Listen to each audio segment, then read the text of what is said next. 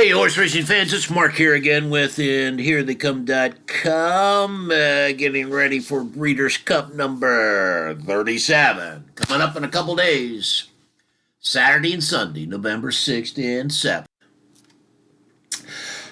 This video, we're going to just highlight some of the factors in the profile, the winning profile for the Juvenile Fillies division. All righty.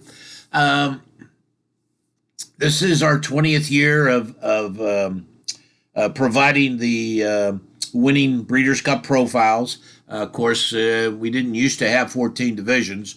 Breeders' Cup started out with 8 divisions, known as the traditional divisions. And then over the years, there were 5 more added. And then there was a 6th added 2 years ago, which we don't have enough history to have a profile on that, and that is the Juvenile Turf Sprint division.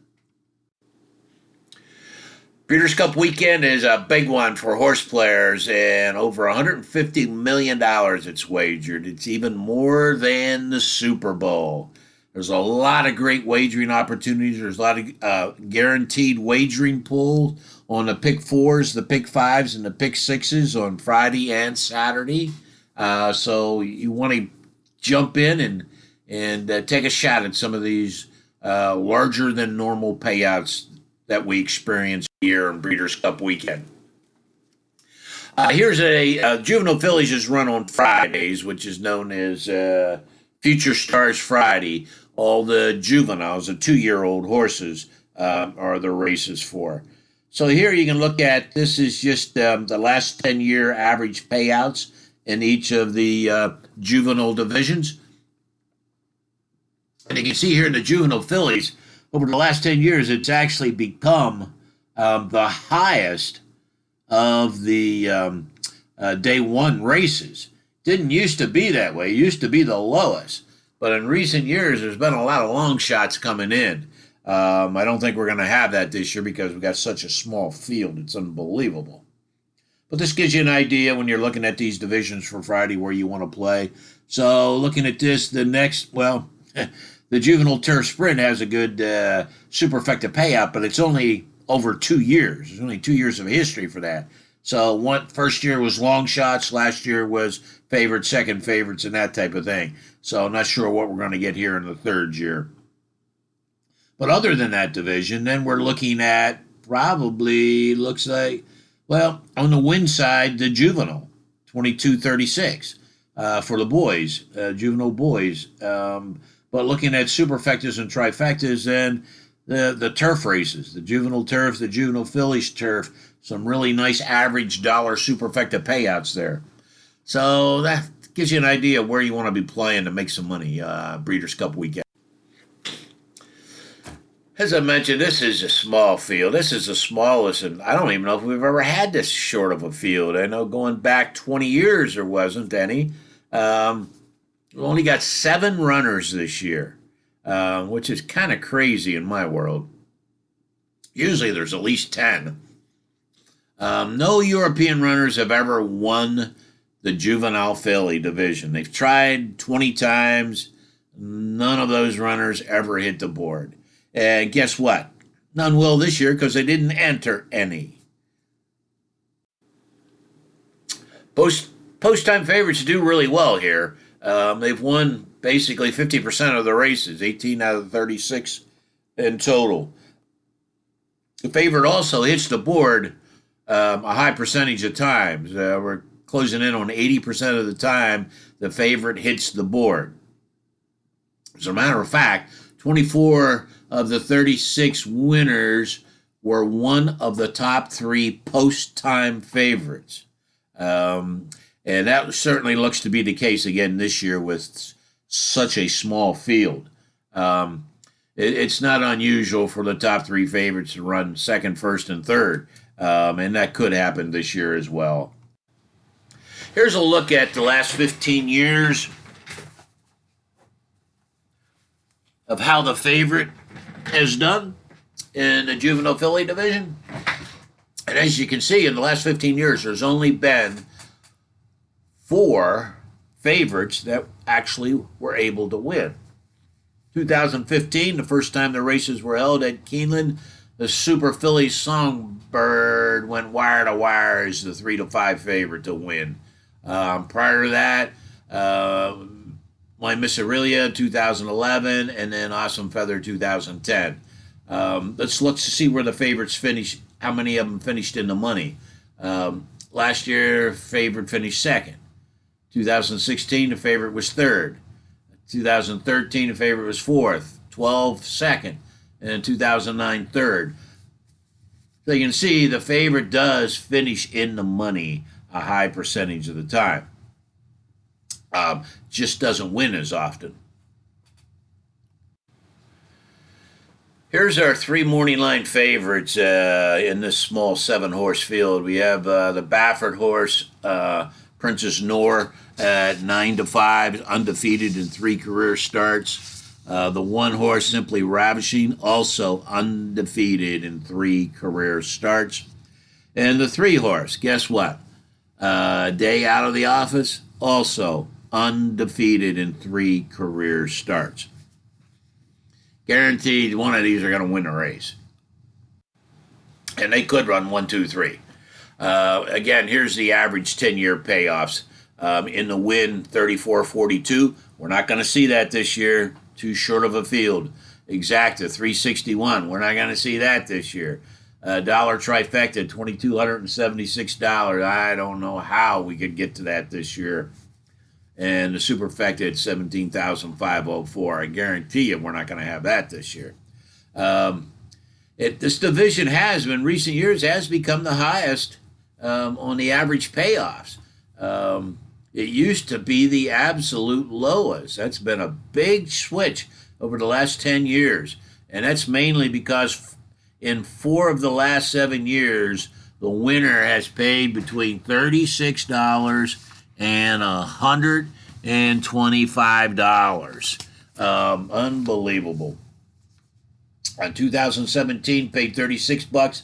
2016 paid $69. 2014 $125. 2013 $66. Again, we're not going to get that this year with only 7 runners.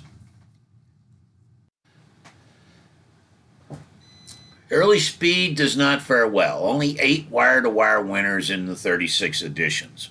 The last wire-to-wire winner was in 2018 with Jaywalk at 5-1, who actually was our top pick that year. However, the best running style is that of a presser, someone that can sit off of the Early Speed and rate and wait to make their move at the top of the stretch. As a matter of fact, 20 winners have won by coming from off the pace.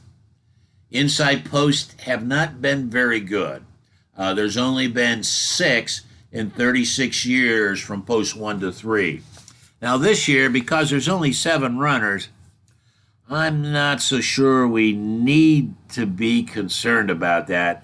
However, at Keeneland, the inside posts do not do well. Early speed horses this year, they're all early speed horses but 1. Out of the 7 horses, they're all front running in second position. They are pace setters, part of the pace setters. All but 1, the 5 horse, Girl Daddy. His morning line is 6-1, so she's actually the 4th choice in the 7 horse field. With a small field and lots of early speed, could we see a result that surprises us? That does happen a lot, but usually there's more than 7 runners. So the biggest upset in here would have to be maybe the 2 horse Vaquest. Girl Daddy being the only non-early presser possibility on that. But it certainly looks like one of the 3 favorites. Our Juvenile Filly profile tells us that the winners had a sharp last race prior to the Breeders' Cup, being in the money, win, place, or show, or within 4 lengths of the winner in that last race. 23 of 36 winners won their last race, and another 6 placed in their last race, giving us a total of 81% of the winners in the Juvenile Filly division either won or ran second in their last race prior to Breeders' Cup Day. This year, all but one runner in the field ran first, second, or third in a graded stakes race prior to Breeders' Cup. Here's the runners that did not have a sharp last race. There's only one, and that's the 4-horse, Thoughtfully, who ran 4th in their last race, beaten 12 lengths over the Keeneland course. All runners did have an in-the-money finish in a graded stakes race this year. So they all qualify on that point. There have been 9 undefeated fillies to win the Juvenile Filly division. And guess what? Of the 7 runners this year, 4 of them are undefeated. The one, Simply Ravishing. 3, stay out of the office. Day out of the office. That's day out of the office, not say out of the office. Girl Daddy and Princess Nora for Bob Baffert, the morning line favorite at 9 to 5. They're all undefeated, and my guess is one of them is going to will remain undefeated after Friday's race in the Juvenile Fillies. Also, our profile tells us that your last race should have been within 30 days of the Breeders' Cup. As a matter of fact, 31 out of 36 winners met this criteria. Horses coming off of a longer than 35-day layoff have proven not to be good win bets. Can finish in the money, but not on top. This year, those coming back in more than 35 days was just 2. And one of them being the morning line favorite, the 7-horse, Princess Noor, coming back in 41 days for Bob Baffert, which he kind of excels at that. And then the 5-horse Girl Daddy coming back in 64 days, making her start in the Breeders' Cup after being laid off for over 2 months. This is just a sampling of some of the critical factors that we have found over the last 30-plus years in developing the profile for the winning profile for the Juvenile Fillies. There's 7 additional factors that we didn't cover here that you'll find in the profile if you get our 2020 edition of the Breeders' Cup winning profile. You'll see them in there. And as always, in these championship races, they're not always what they seem to be at first glance. And it's critical that you know those factors that have been proven to be important in winning the various divisions. You want to include that in your handicapping of these races. And of course, with this type of information, you'll be able to zero in on those runners that have the best chance of winning and being in the money.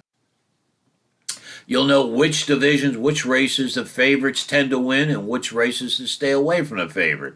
And that can be key in playing your multi-race wagers in the pick 3s, 4s, 5s, and 6s. So you'll know which races you can narrow your selections to, singling the favorite or just using 2 runners, and which ones long shots win most often. So you want to make sure you get some coverage in those legs so you'll use more than 1 or 2 runners there. As always, the Breeders' Cups are always very exciting. 14 horses in most divisions coming down the stretch all together at once, and who's going to win. And the always big payoffs on Breeders' Cup weekends. You can go to our website. You can purchase our winning Breeders' Cup profiles, and or sign up to get our picks for Friday and Saturday, day 1 and day 2, if you'd like.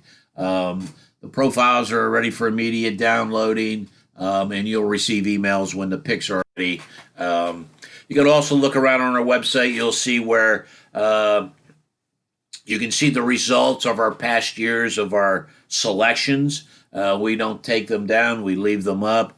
Full transparency. You can see the years we did really well, years we did just okay, and years we stunk at on our picks. But you'll be able to see all that out there. We don't delete them. You can look around and search.